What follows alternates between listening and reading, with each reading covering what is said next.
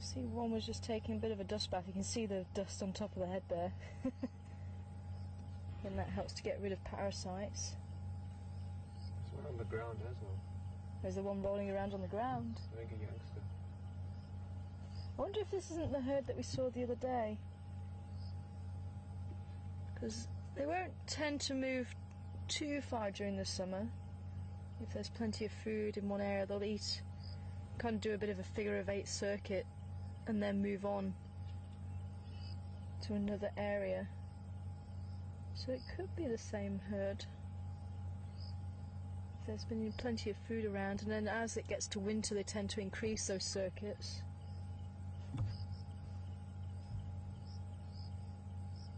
And there looks to be the matriarch.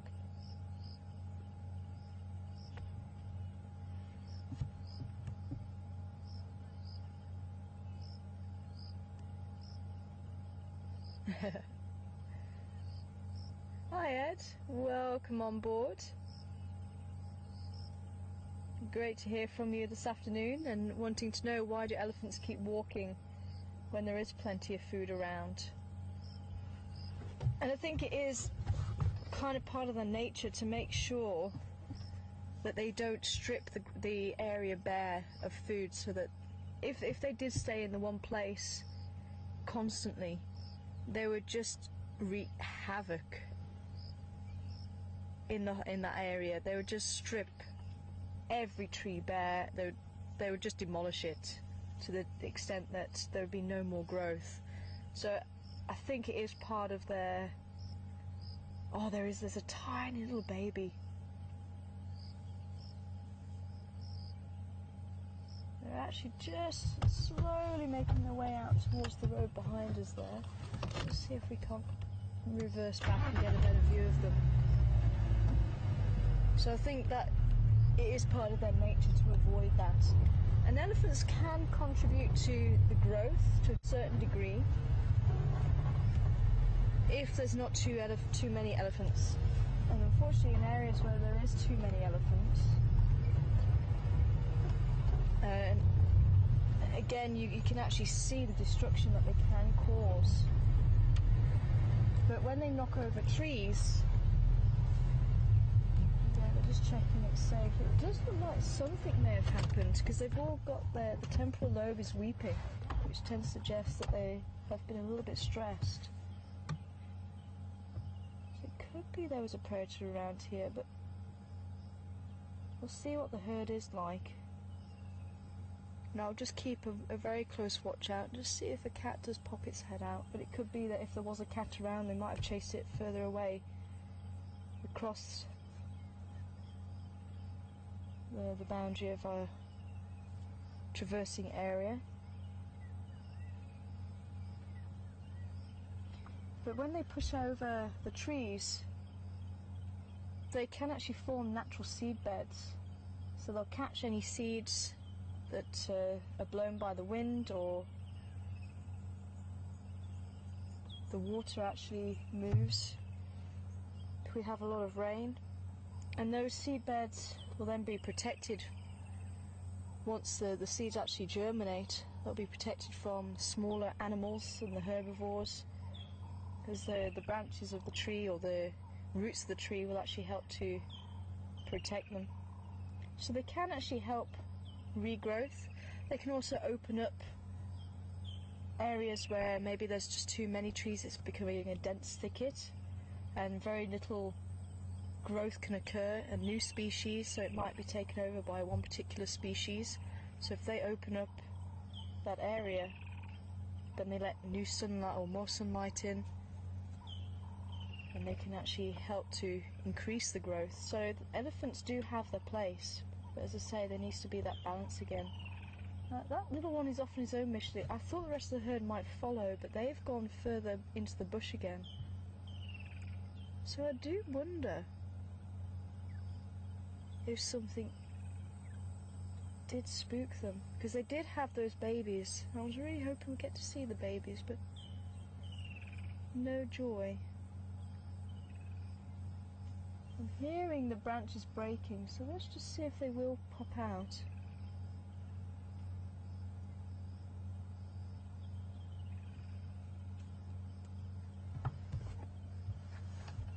He is on his own mission, sure.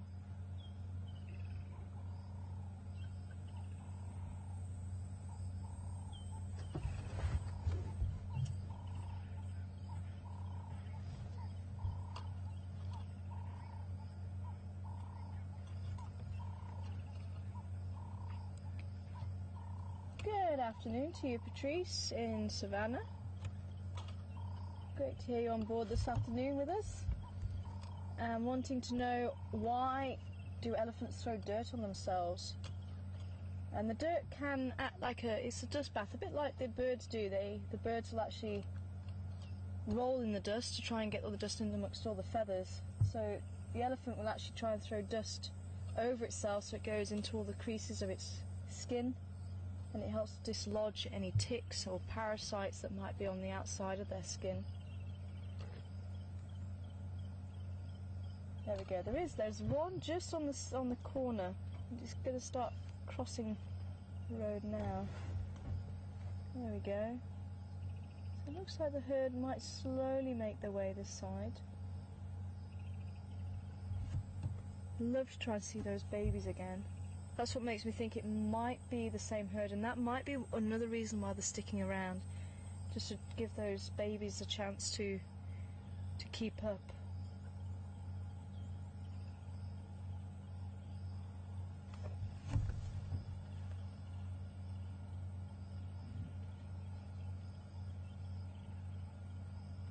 There we go.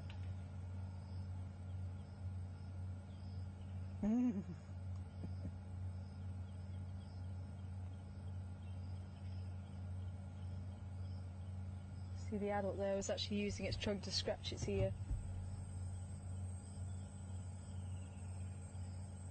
So I think that little one you can see on your screen is barely a year old. It's probably just over a year old. Oops! Wasn't watching where it was going. It usually takes them about 6 to 8 months to actually control that trunk. So you can see it is still getting used to it, but it looks like it has pretty much got the hang of it. You see it picking things off the ground. That is small. But if there has been a threat, then it has gone, because they would not leave that baby unattended out in the open like that. You can still see there's an adult just to the right of it, but still, if there was an immediate threat still in the vicinity, they wouldn't be that far away from the baby. So I'm just going to try and roll forward just so we can try and see it a little bit better. No? Okay, let's see if we can... Get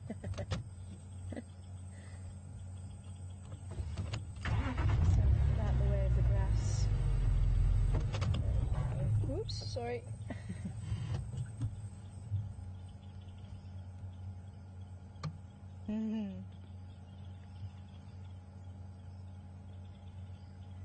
Now there might be another baby. If it's the same herd, they see it looked like they had two. So let's just see if they cross the road again.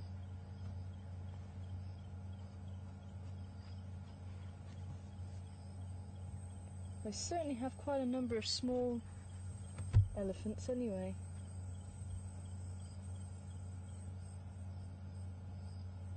So the females will all be related in some way or another. So mothers and daughters and aunts.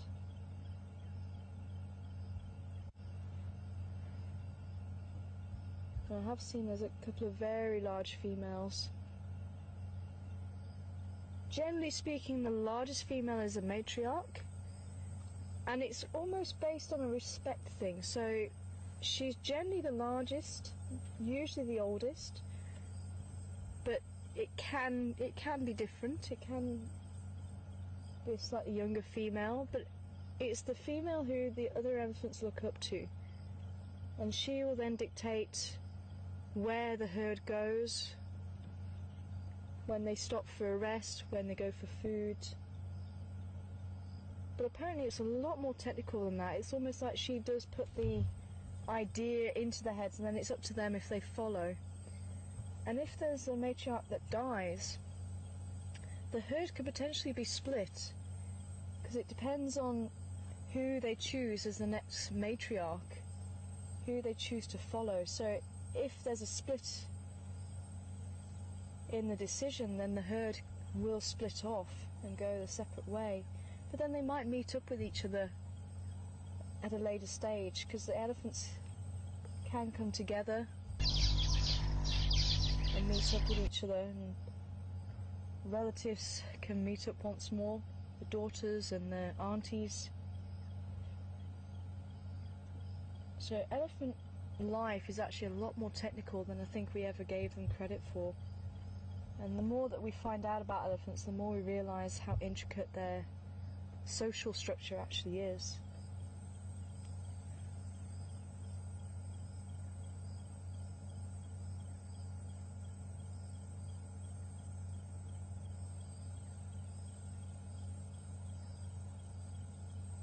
So the young boys will stay with them up until they're about 16 or 18. They start getting a little bit too boisterous.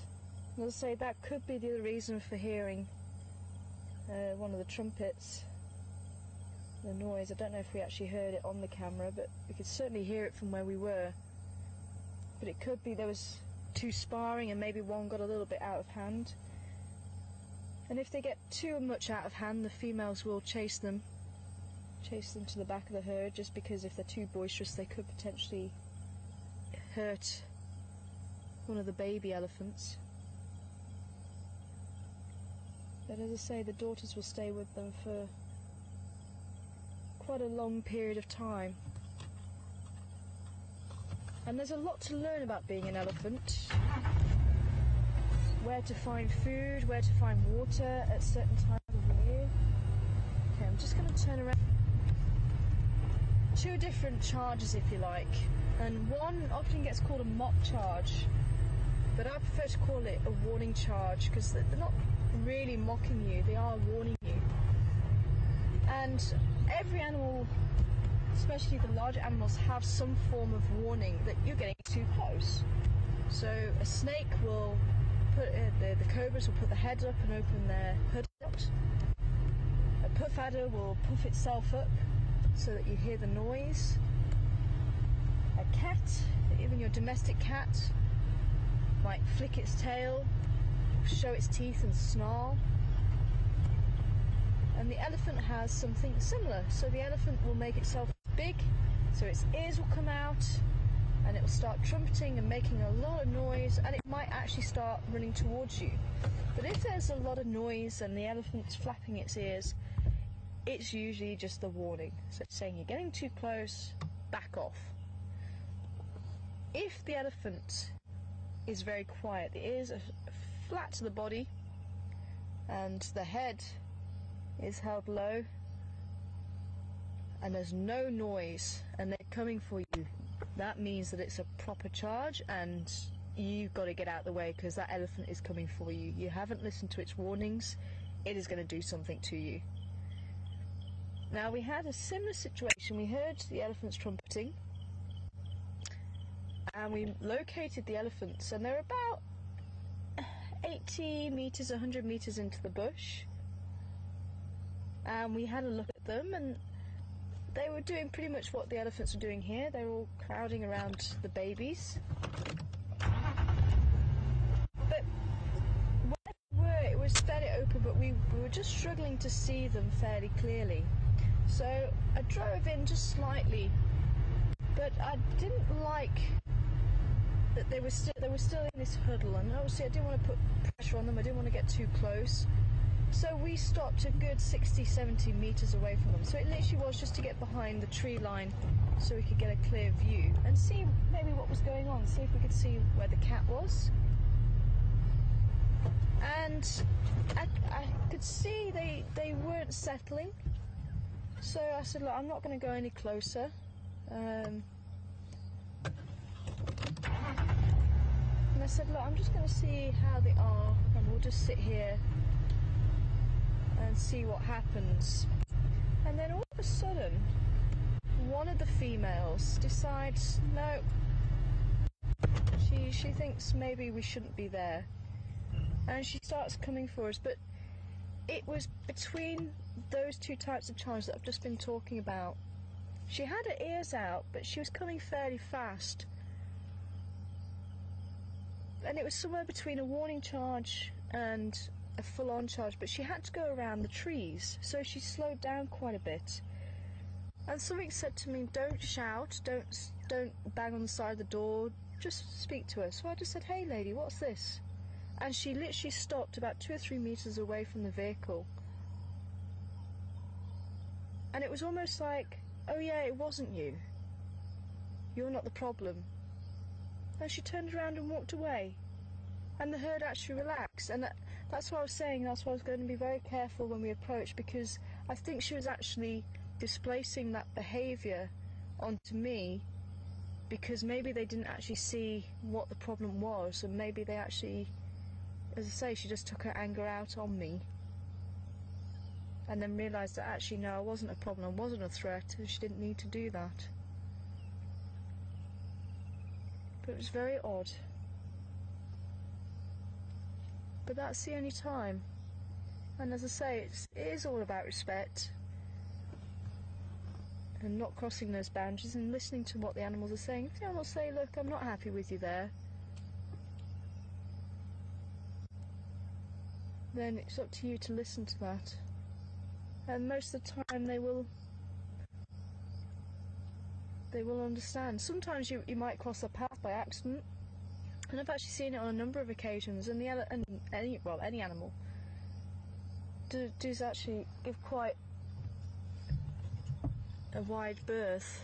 You know, they do give us quite an understanding, I think, especially if you see places like Kruger and the animals in the Kruger, especially if they are used to vehicles. And as I say, occasionally you do misjudge the distance or whatever. You say, hey, hold on, come on, back up a bit, and you just back off, and then they're happy.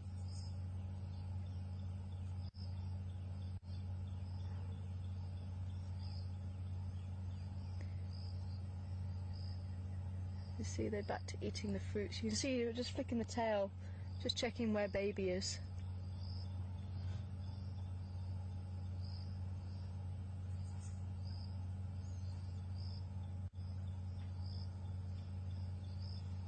Hi Sharon, in Pittsburgh. Good to hear you're on board, Sharon. Great to hear from you. Wanting to know if scent can actually change an animal's behaviour, like perfume or shampoo and things like that. Potentially it could. You know, if you've got a strong smelling shampoo that smells very fruity, you could potentially have an elephant coming to check you out. I have heard of perfume, because I think they still do in some of the higher end market perfumes. They used the civet, the anal secretion from the civet, to actually bind the perfume products. How on earth they came across that in the first place, to find that it was a good binding agent, I'll never know, but it's actually quite a foul smelling secretion.